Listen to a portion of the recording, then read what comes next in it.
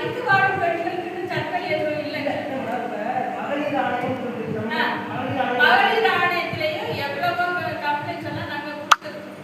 ஆனால் மகளிர் ஆணையம் சொன்ன எங்களை பொறுத்தவரை பல்லு கொடுங்க நாங்கள் பார்ப்போம். அது படம் எடுத்து நிற்கும். ஐயோ அப்படின்னு பயப்படக்கூடிய அளவில் தான் இருக்கே தவிர அவங்களுக்கு அதிகாரம் பரவலாக்கப்படலை.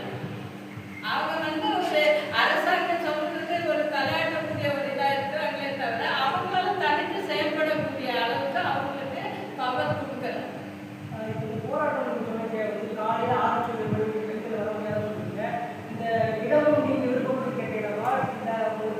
அதாவது கடந்த ஒரு மாசம் எப்பவுமே மார்ச் 8ஆம் தேதி நாங்க பெண்கள் தினத்தை இந்த தனித்து வாழும் பெண்களுக்கான ஒரு கோரிக்கையில கேட்கக்கூடிய தினமாக நாங்க வச்சிருக்கோம். ஆனா இந்த வருஷம் பாத்தீங்கன்னா மார்ச் 8ஆம் தேதி கேட்டோம். அன்னைக்கு